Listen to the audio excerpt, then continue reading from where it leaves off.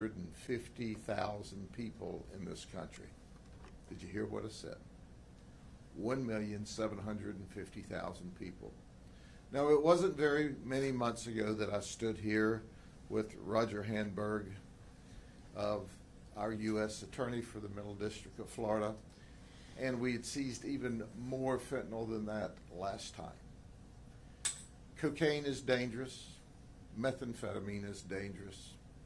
Heroin is dangerous, but it rarely kills you the first time you use it unless you take a horrific, obvious overdose.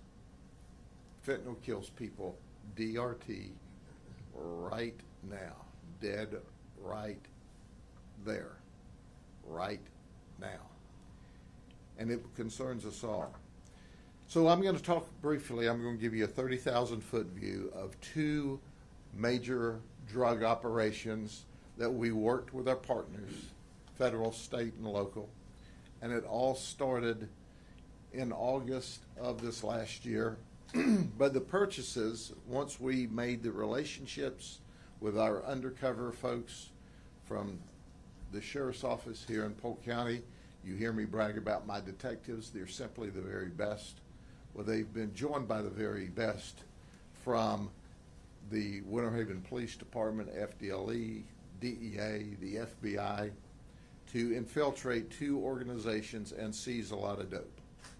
So we not only seized 3.5 kilos of fentanyl, we seized 14 kilos of cocaine. And that's the current trend that we see. We're seeing we're seeing an uptick in cocaine seizures and sale, and we're also seeing that blended with or as a part of the same group that can sell you fentanyl. The people we're talking about today are all legally in the United States. Most are of Puerto Rican descent, and you'll find that they are either from this country or have come to us from Puerto Rico, and as you know, the status there that they're legal in the United States as well, but they're here killing people. So I want to tell you that there's going to be speakers from FDLE. Lee Massey is going to talk about the SAFE program. Chief David Brennan is going to talk from the Winter Haven Police Department, and of course our U.S. Attorney Roger Handberg. But let me give you just a snapshot, a quick overview of the operations. Here's where we're seeing the dope in this particular case, the Cologne case, come to us from Puerto Rico via Hillsborough via Polk County. And here's what it's about. It's about guns and dope. Now, you're going to hear me say it over and over, probably every press conference that we have about drugs. Whoever wants to lead you to believe that this is a low-level, nonviolent drugs is out of their mind. They are crazy, okay? So let's get past that. We have this group of people that continue to try to push the narrative that drugs aren't dangerous, that drugs aren't violent, but that's not true. So let me give you an overview. You've got Jasmine Cologne and Miguel Berdecilla. Now listen, I'm from Polk County, okay, so you're going to hear the Polk County pronunciation of these Hispanic names. Omar Medina, Luis Salcido, Roosevelt Colon, and Julio Rodriguez. Now, Salcedo is a big deal in this. This is where it all started with him, August of 23. And what occurred in August of 23 was we met to buy some cocaine, and we did.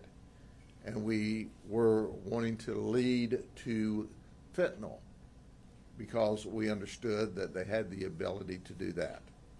So we made one purchase, and then we met up again the second time where we were going to make more arrests, and we found out that his buddy was Roosevelt Cologne, and this is the big guy.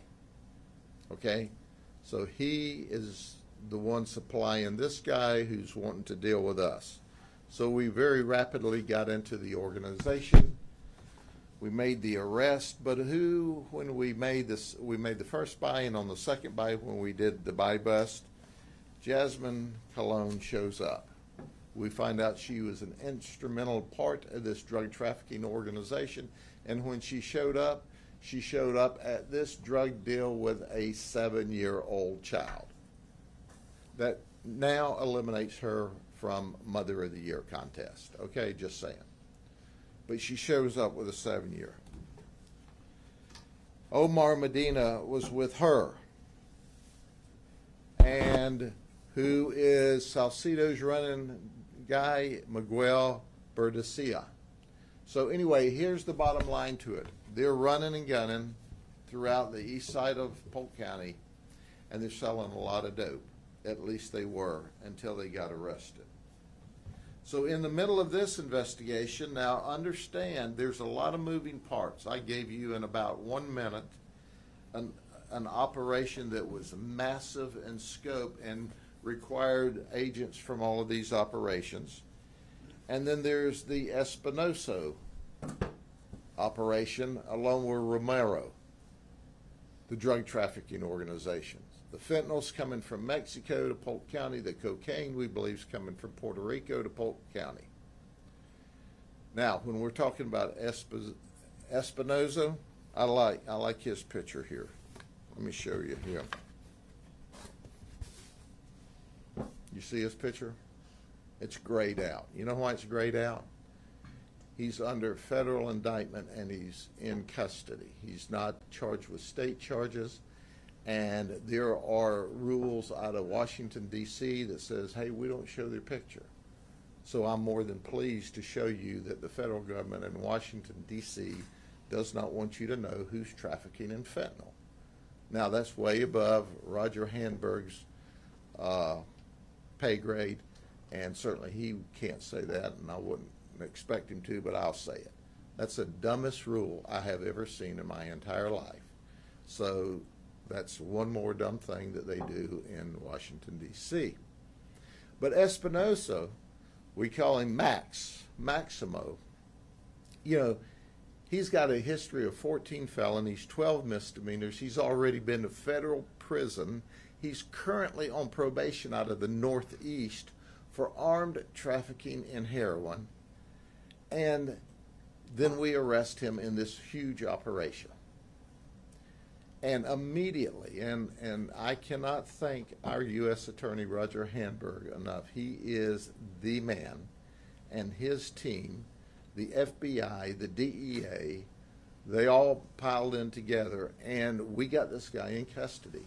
He pays no attention to the rules. In fact, he said to the undercover folks in one of the operations, hey, this is the American way. Sell a lot of dope, make a lot of money. Well, here is the American way too. Sell a lot of dope, make money, go to federal prison. And so he is in federal lockup. That's why we're not using his picture today. But what's it all about? It's all about guns and drugs. Once again, we have found that the fact that they're convicted felons makes no difference. The fact that they are going to get involved. So in this operation, Pedro Bimba Romero, he's from West Palm Beach. He is the guy, he's one of the head of this with Espinosa. We purchased from him a kilo of cocaine in November, and he brought Espinosa around. From there, they purchased drugs on the 23rd of December, fentanyl, from Espinosa. In case you forgot what Espinosa looks like, let me remind you once again, that's Espinosa, you see. This guy's charged with state charges, so you get to see his picture. From there, on January 2nd, they arrange a purchase of fentanyl. And Espinosa arrives with 10 kilos of cocaine and 2 kilos of fentanyl. Obviously, there's a takedown. When we take them down, we find out the person who brought up the fentanyl is Ruben Olivares and Pedro Mejia.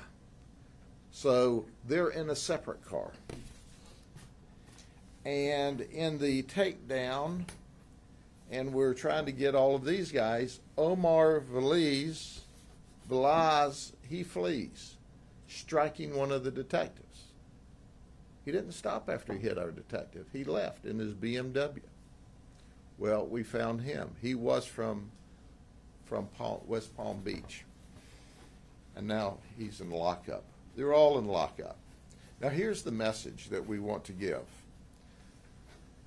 The message we want to give is this is just the beginning. We're all in this together. We're all working together with this. This is not only a DEA job. This is not only an FBI job or an FDLE job or Polk Sheriff job or a Winter Haven Police job. This is all of our jobs to keep and protect people. And that's what we're doing. I feel bad about giving you like a 2-minute rendition of a very complex undercover investigation. It's as if it's not fair to these guys who work so hard on it. But that's what we have time for, and if we get any more complicated, people are going to fuzz out kind of like Espinosa's picture and not pay any attention. So with that, I want to next turn it over to a dear friend of mine, and I have been in this business my entire adult life. I've worked with the U.S. attorneys, and they've been good my entire life. I've never worked with one as great as Roger Handberg that gets boots on the ground himself and gets involved himself and cares about the people of the United States and the Middle District of Florida and Polk County as much as Roger and the leadership he brings to his great prosecutors. So, Mr. Handberg? Thank you, Sheriff. And thank you, Sheriff, for those very kind words. It's a real privilege to be here in Polk County today and to be here with Sheriff Judd and his team to talk about a really incredible series of cases that law enforcement in this community has done. And I really want to thank the Sheriff for his leadership and for the great work of his office and for the great work of all of our partners on what I believe is the deadliest drug threat our country has ever faced, and that's fentanyl. Every year, the Florida medical examiners issue a report about the number of deaths caused by drugs in Florida. And if you go back to the report that was issued in 2010, it would say that there were 114 deaths caused by fentanyl in the state of Florida in 2010. Since then, the number of deaths caused by fentanyl in Florida has increased almost 5,000%. Deaths caused by fentanyl in Florida first topped 500 in 2015, and they've been going up since then. Over 1,000 in 2016, over 2,000 in 2018, over 3,000 in 2019, and in 2020 they topped over 5,000. In 2021, which is the most recent year for which we have statistics, fentanyl was responsible for killing 5,791 people in Florida. Florida is not alone in experiencing an increase in overdose deaths caused by fentanyl. Between 2019 and 2021, fatal overdoses across the United States increased 94%. Fentanyl is now the leading cause of death of Americans age 18 to 44, and it's been a leading contributor to the opioid epidemic. As the United States Attorney for the Middle District of Florida, I have the privilege, and it is a privilege, of serving as the Chief Federal Law Enforcement Officer for 35 counties in Florida. Because of the terrible impact that fentanyl has had on the communities that my office serves, we increased our resources to prosecute more fentanyl cases in federal court. Those increased resources have resulted in increased federal indictments. Over the past 2 fiscal years, my office has doubled. We have doubled the number of fentanyl defendants that we have prosecuted in federal court. Those cases have resulted in large seizures of fentanyl. There are 13 million people in the district served by my office. Over the past 2 fiscal years, our law enforcement partners in our federal cases and in our federal law enforcement operations have seized enough fentanyl to kill every single one of those 13 million people 4 times over. The case that I'm here to talk about today, and you've heard about it from the sheriff, is a great example of the excellent work that's being done by investigators in this community to protect everyone from fentanyl and dangerous drugs. And make no mistake about it, these are terribly dangerous drugs that can kill people. In November of last year, Maximo Espinoza and a conspirator sold 1 kilogram of cocaine to a purchaser for $18,500. What he did not know at the time was the person he had sold the cocaine to was an undercover officer with the Polk County Sheriff's Office. What Espinoza also did not know was he was being investigated not only by the Sheriff's Office, but by the Florida Department of Law Enforcement and the United States Drug Enforcement Administration. Working together, those agencies did what they are so good at doing. They set up additional deals for Espinoza to distribute more drugs to the undercover officer. And that is exactly what Espinoza did. On December 5th, Espinoza delivered a fentanyl sample to the undercover officer. On December 7th, Espinoza sold 1 kilogram of cocaine to the undercover officer for $37,000. And on January 2nd, Espinoza delivered approximately 2 kilograms of fentanyl and 10 kilograms of cocaine to the undercover officer. This deal, however, did not end with the payment of any money. Instead, it ended with Espinoza's federal arrest. But the Polk County Sheriff's Office, FDLE, and DEA were not the only ones investigating Espinoza. The Federal Bureau of Investigation was as well. In October, the FBI, using a confidential source, purchased cocaine from Espinoza. As part of its parallel investigation, the FBI confirmed the location of Espinoza's residence in Kissimmee. And after Espinoza was federally arrested on January 2nd, the FBI executed a search warrant at Espinoza's residence, which resulted in the seizure of 0.5 kilogram of fentanyl, 1 kilogram of cocaine, and is so often the case with drug trafficking, 2 firearms.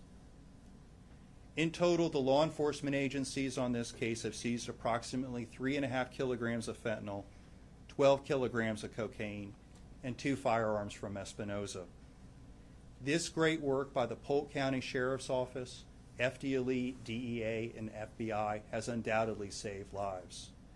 According to the most recent annual report from the Florida Medical Examiners, cocaine ranks second and fentanyl ranks first in causing drug deaths in Florida.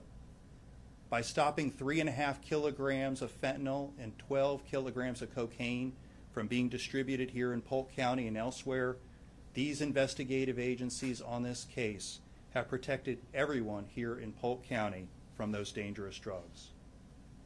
I want to commend the Polk County Sheriff's Office, FDLE, DEA, and FBI for working together as a team to develop the evidence that has led to the federal charges in this case. Through their excellent work and partnership, Espinoza has been charged in a federal criminal complaint with conspiracy to possess with intent to distribute both fentanyl and cocaine. The allegations in that criminal complaint, which I've just summarized here today, well, they're just that. They're allegations, and Espinoza is presumed innocent unless and until proven guilty. These are serious federal charges. Espinoza is facing a minimum mandatory of 15 years in federal prison up to life. This case and the other case that you've heard about today is a great example of how local, state, and federal investigators are able to effectively work together to protect the community from those who seek to distribute dangerous drugs. I'm here today to commend the agencies on this case for their outstanding work on it. Through their partnership, they have protected Polk County by arresting a defendant who has distributed enough drugs to kill every single person in Polk County. And I want to commend State Attorney Brian Haas and his office for their partnership on this case. Our offices take a team approach to prosecution in Polk County. Our offices work together to find the appropriate court to prosecute drug trafficking cases so that we can assure that we're doing everything we can to protect the people here in Polk County from fentanyl and other dangerous drugs. The sheriff gave a message, I want to give one too. Let this be a message to anyone who illegally traffics in fentanyl and other dangerous drugs in Polk County. As you can see from the law enforcement agencies here today, local, state, and federal, you will be investigated. And if you send deadly drugs into Polk County, our agents and investigators will use every lawful tool to hold you accountable for your crimes, no matter where you operate. And if you have violated federal law, the United States Attorney's Office will seek to prosecute you in federal court. All of us you see before you here today, we're united in our desire to keep this community safe. And I want to thank the sheriff again for having me today and for his leadership on what I think is the most severe law enforcement challenge we have in dealing with fentanyl.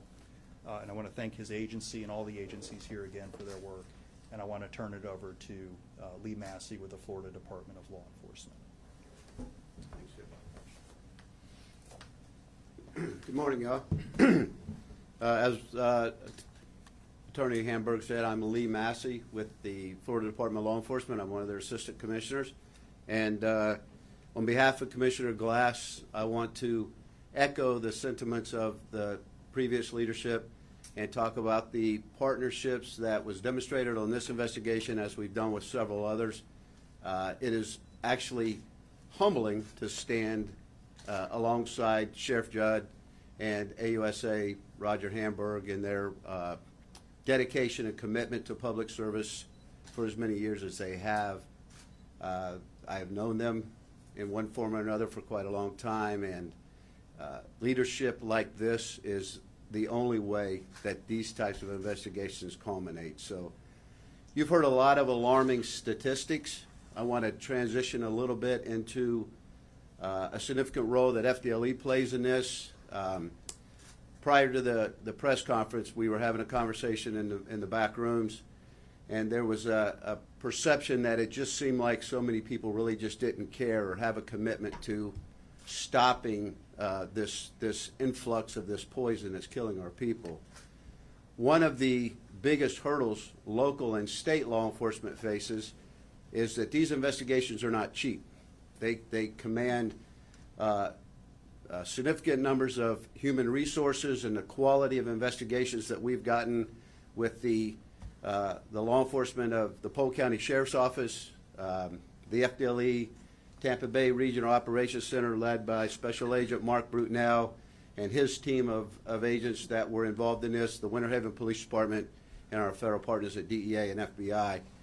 That's a quality that you just don't find everywhere, and a willingness to work together is even more unique. But one of the big hurdles that we have always faced is the ability to have the revenue, the money to carry these investigations to fruition. We've been able to take low-level, maybe mid-level participants in these drug trafficking organizations, but we've never been able to go completely after the head of the snake. The sheriff did an eloquent job at defining who those individuals are. Last year in the legislative session, leadership within the lawmakers of the state of Florida in support of Governor DeSantis pushed through what we now call the SAFE, the State Assistance Fentanyl Eradication Initiative, which actually allocated $20 million to the enforcement of fentanyl-related cases in the state of Florida. I have been in law enforcement for a very long time, to the sheriff's point, most of my adult life. I've never seen that. That is a commitment from lawmakers that have said, we do care about the people of the state of Florida, and our role in that is to provide the resources to allow you to go cut the head off of this snake. And we were able to secure the monies that we now are able to provide to the local law enforcement agencies to work collaboratively to fund these investigations all the way through to fruition. Now, you can throw as much money at it as you want. If you don't have the quality of investigators that the Polk County Sheriff's Office, the FDLE, the DEA, the FBI have, the Winter Haven Police Department that made this case and others successful, it's just good money after bad. But when you have the money that we can provide to these quality folks, and then they can go out and put their lives on the line to get these people into handcuffs and ultimately into the jails, into the federal prisons, that's exactly what we should be doing in this business. I'm extremely proud as a member of the FDLE to be a part of these types of investigations. I'm humbled by the vision of the state legislature and Governor DeSantis for boldly putting this money out there to be able to complete these investigations. Our commissioner, Sheriff Judd, Roger Hamburg, the DEA, the FBI, they've all said we're in this game to the end. So to the citizens of the state of Florida, I know you've heard a lot of alarming numbers presented by the sheriff and the AUSA, U.S. Attorney Hamburg. I want to say we will continue this fight. And with the quality of folks that were involved in this case and others that they're involved in right now, I'm going to say to the bad guys out there that are slinging this poison around this state, we have the ability, whether it be quality of investigators and now resources to throw at it, we're going to come at you. We're going to find you. We'll put you in the bracelets that we use to take care of you, and then we're going to put you into the jails and have the prosecution behind us to do it.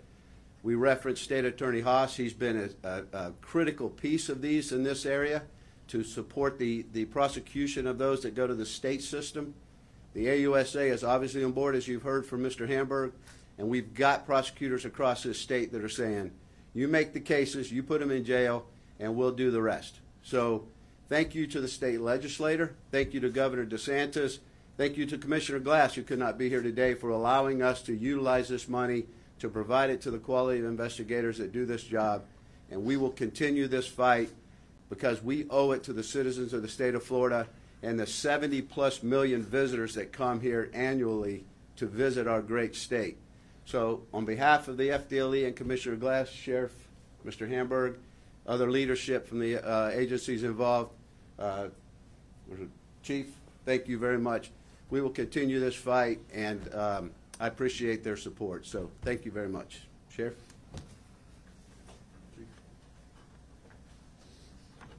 Good morning. Sheriff, thank you for inviting me here today. Also, I'm appreciative of the fact the reputation we've built over the years with the different agencies here and the invitation to be able to participate in these type of task force, because as you can see, these drug dealers don't care about jurisdiction. They don't know what that is. But we do have an answer, as you can see today, with this case for that. And as long as I'm here, we'll continue to participate in these things. As you've heard and seen over and over how dangerous this is. I mean, fentanyl is dangerous, but as we're seeing today, I think anyone up here standing could tell you it's not just fentanyl. It's now finding in cocaine, methamphetamine, pills, things that people may not know that they're actually getting fentanyl, but they are. And we're all having to deal with it. There's not a community that's not touching, and the only way that we're going to be able to continue to fight this is just as we've done in this case. So thank you. Whenever we were preparing for this press conference today, I asked my supervisors, I know we don't want to bring the fentanyl here because of the danger it represents, but how about the cocaine? Can we bring some cocaine here so there will be some visuals for the community and the media to see? And he said, no, sir, but we can't do that either. He said, when we were purchasing a lot of this cocaine, we were cautioned to be very careful with it. And as we sold it, to be very careful, because we think it's got fentanyl mixed in with it as well. We think. Do you see the operativeness here? The guy who's selling it to us at a macro level, right? And it ostensibly is going to be passed down to the street. Wasn't even sure if it had fentanyl in the cocaine, and if so, how much fentanyl in the cocaine. The danger of this is just absolutely remarkable. So when your child thinks they're experimenting with cocaine, or the person with a cocaine habit says, well, I always use this amount of cocaine, And then voila.